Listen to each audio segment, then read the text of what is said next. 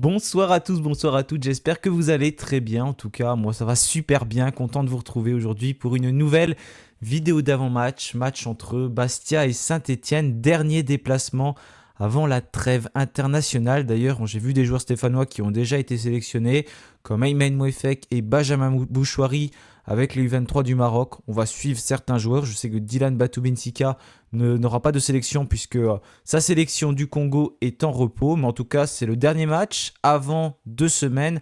Ensuite, Saint-Etienne se déplacera pour la deuxième fois consécutive à Valenciennes.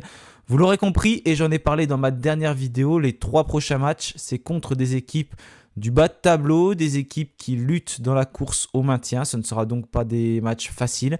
Il n'y a aucun match facile bien évidemment en Ligue 2, mais là on rentre dans le Money Time, les 10 dernières rencontres de ce championnat. Encore 30 points à prendre, il va falloir continuer à performer, continuer à aller chercher des résultats.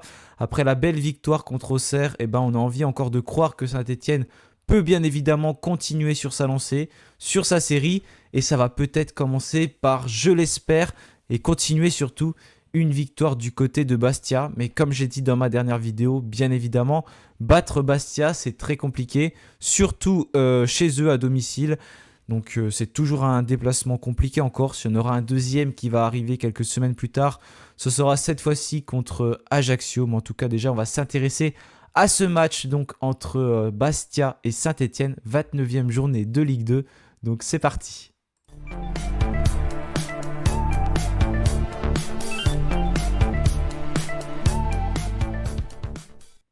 Voilà, comme je vous l'ai marqué encore, c'est un déplacement qui est toujours périlleux, un déplacement qui est toujours difficile.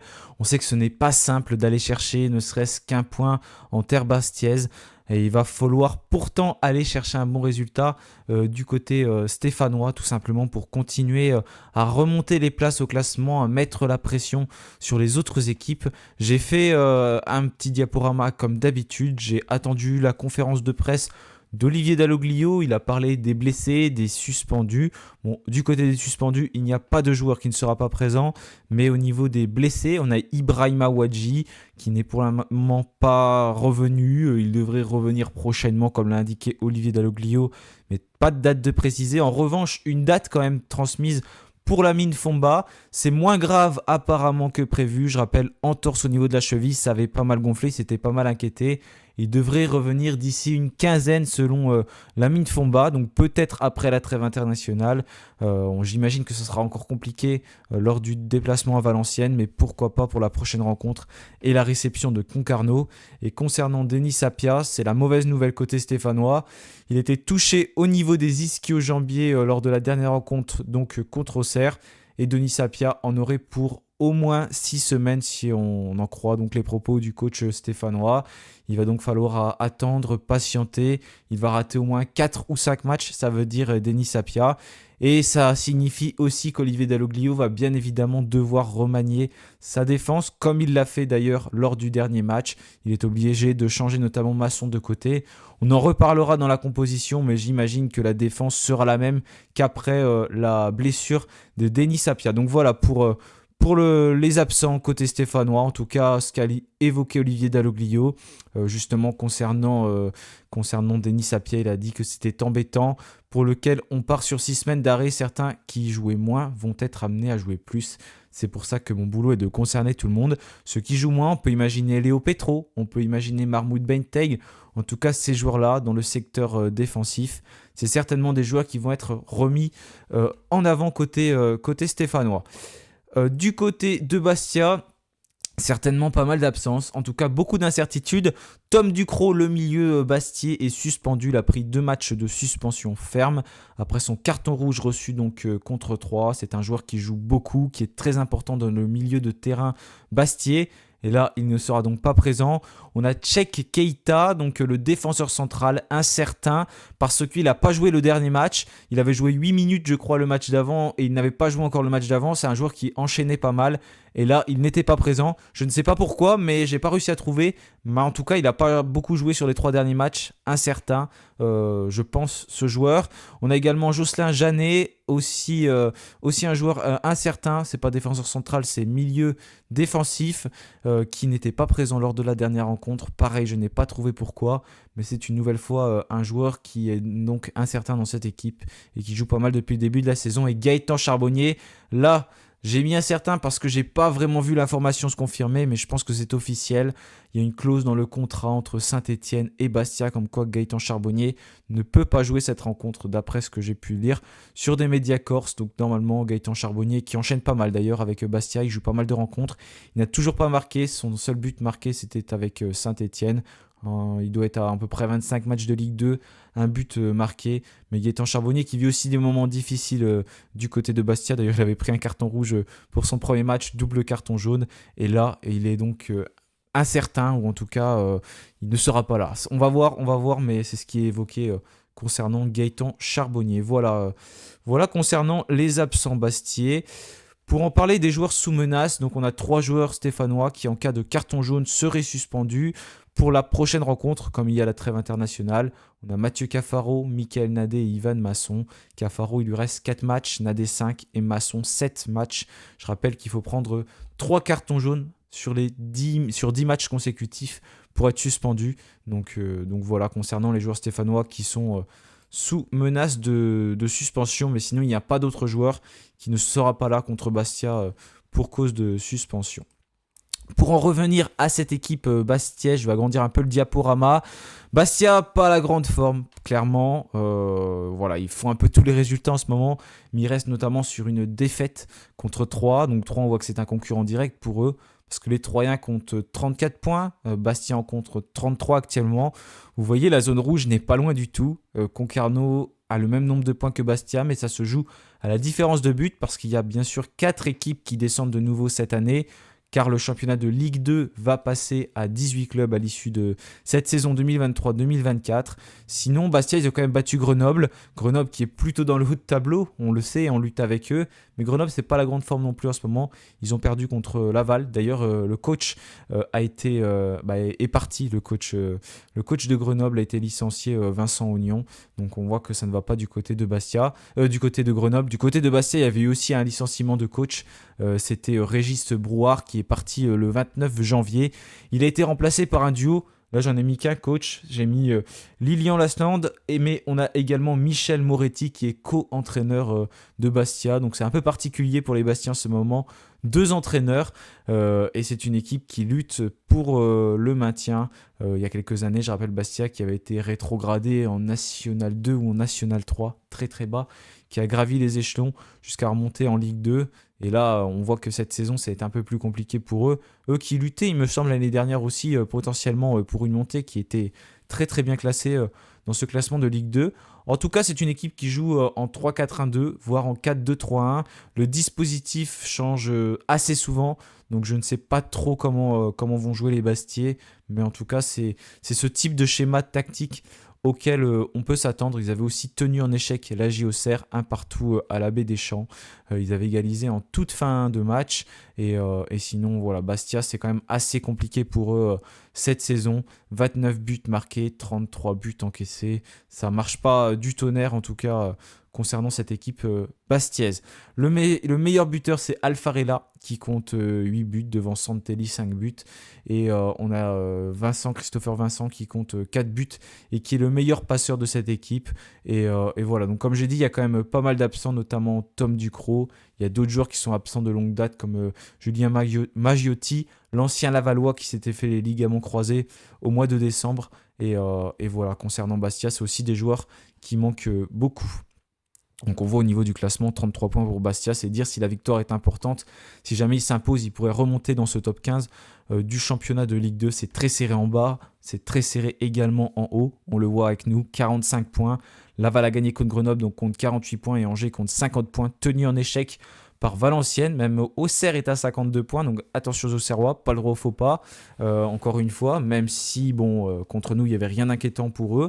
Mais il reste quand même 30 points à prendre, on ne sait jamais, tout peut aller vite. Ça peut aller vite dans un sens Comme dans l'autre, nous on est sur une bonne dynamique, 4 victoires lors des 5 derniers matchs, seulement un but encaissé, un but pris par Annecy qui nous a donc mis un penalty en fin de rencontre qui a été heureusement sans conséquence. Un match où on avait quand même pas mal souffert, mais sinon la défense stéphanoise est très solide, que ce soit Batou Binsika, que ce soit Mickaël Nadé ou Anthony Briançon, on tient vraiment bien la route. D'ailleurs, on va voir si Briançon reprend sa place, parce que Olivier Dalloglio avait indiqué qu'il voulait le laisser souffler lors du dernier match, et peut-être que là il va retrouver sa place, mais je m'y demande quand même, parce que ça marche bien entre Nadé et Batou Binsika.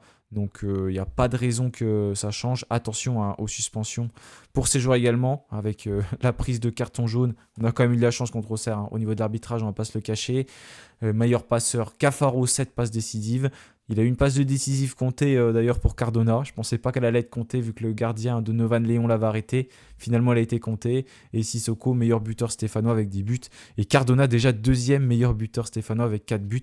D'ailleurs, il a été nominé pour être élu meilleur joueur du mois de février. Il avait inscrit 3 buts, délivré une passe décisive. Vous pouvez voter sur le site de l'UNFP. Il est en compagnie de 2 joueurs de Dunkerque, parce que Dunkerque, ils performent vraiment. Ils sont sortis de la zone de relégation alors qu'ils étaient quand même assez loin. Ils ont vraiment une très très bonne équipe, les Dunkerquois. Depuis d'ailleurs la prise de fonction d'Olivier Dalloglio, c'est Dunkerque qui a le meilleur bilan et nous on est deuxième. C'est dire comme cette équipe dunkerquoise a vraiment trouvé des automatismes, a fait venir aussi des joueurs très très importants pour remonter la pente et se reclasser dans ce championnat, alors que beaucoup les voyaient déjà fichus. Voilà concernant cette équipe stéphanoise. On est bien défensivement, on est bien en attaque, ça c'est bien, on a des actions bien construites, on fait des bonnes choses. Donc j'imagine qu'au niveau de la composition, ça va rester globalement similaire, qu'Olivier Dalloglio ne va pas modifier beaucoup de choses, avec bien évidemment dans les buts Gauthier Larseneur. Et c'est la défense qui va changer. Pas forcément trop, parce qu'elle avait déjà changé en cours de match contre Auxerre. Au lieu d'avoir Denis Sapia à droite, ce sera certainement Masson. Léo Petro qui va retrouver le couloir gauche, j'imagine. Entrée difficile contre Auxerre. Mais après, il s'est bien ressaisi durant le match. Et la défense, je vois pas pourquoi ça changerait. Du coup, Nadé, Batou Binsika, à moins que voilà, il fasse attention avec les cartons jaunes. Mais en plus, il y a la trêve internationale, donc pour faire souffler, en plus, ce ne serait pas ça. Il n'y aurait pas besoin de changer, mais plus pour les cartons jaunes. Donc là, on va voir si c'est Nadé, Batou Binsika, mais en tout cas, ça va ressembler à ça. Au milieu de terrain, Thomas Moncondu, on a vu qu'il était important dans le dispositif de Dalloglio. Comme je vous l'avais dit dans le débrief, personnellement, vu du stade, j'ai pas trop accroché contre Auxerre, mais apparemment, il est pas mal ressorti de ce que j'ai vu. Donc, il a peut-être fait un bon match, et puis même DX l'avait dit dans le débrief. Donc, il n'y a pas de problème. J'imagine qu'il sera titulaire avec Mouefek et Dylan Chambaud. Et je parlais de la connexion entre Mouefek, Chambaud et Cafaro que j'aimais beaucoup. Voilà, pour moi, ces 3 joueurs-là doivent démarrer une nouvelle fois titulaires. J'imagine que Dalloglio va donc repartir dans cette optique-là, qui ne va pas bousculer les choses à partir du milieu de terrain et de l'attaque. Voilà, normalement, rien ne devrait vraiment changer dans ce secteur-là parce que ça fonctionne.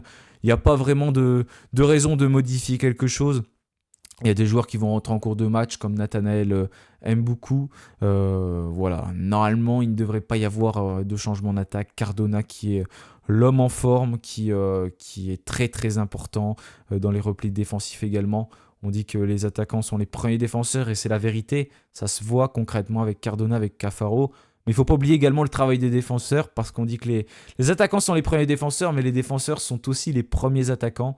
Et on voit des superbes relances, notamment de Masson, qui arrive bien à prendre son couloir et à servir. C'était souvent Cafaro, là c'est plus Cardona certainement, si c'est de ce côté-là. Mais les défenseurs sont également les premiers attaquants.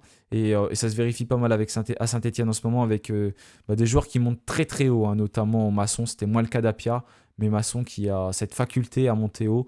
Petro un peu moins également, mais il faut aussi que les défenseurs défendent. Et en tout cas, on a une équipe qui se complète bien sur le papier, qui est globalement assez intéressante.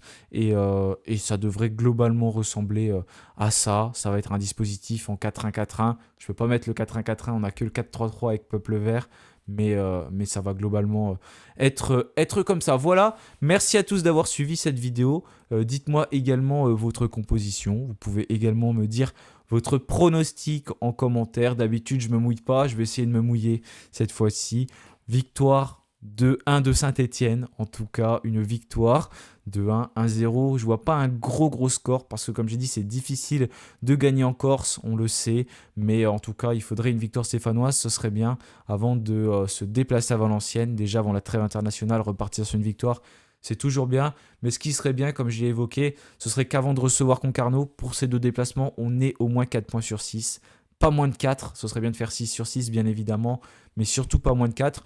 On va surveiller également les autres matchs de Ligue 2 parce que je crois qu'il y a d'autres équipes qui s'affrontent. D'ailleurs, on peut le faire en direct parce que j'ai oublié de mettre le calendrier de la Ligue 2 et ça peut être intéressant d'en parler. Donc pour cette 29e journée de Ligue 2, on a Auxerre-Caen. Donc ça c'est un match vraiment à surveiller parce que Caen c'est une équipe qui lutte avec nous pour le haut de tableau. On a Paris FC Ajaccio, Rodez-Grenoble. Attention, Rodez c'est une équipe très régulière. Ça va pas être facile pour Grenoble. Guingamp, Valenciennes, donc Bastia, Saint-Etienne. On joue à 19h. Hein. Tous les matchs sont à 19h, sauf Auxerre-Caen qui est à 15h. Mais on est quand même sur Beansport, il n'y a pas de problème avec ça, comme d'habitude. Je crois que c'est la 27e fois sur 29 journées. On a Angers-Amiens, donc ça c'est un match à surveiller. Annecy-Bordeaux et Pau contre Concarneau. Voilà. Je les évoque jamais, les affiches, mais ça peut être intéressant de les donner également. Et j'ai oublié de rendre compte d'ailleurs Quevilly 3 et Laval, Dunkerque aussi. Dunkerque qui est très en forme. Donc c'est un déplacement, c'est une réception. Laval peut se casser les dents.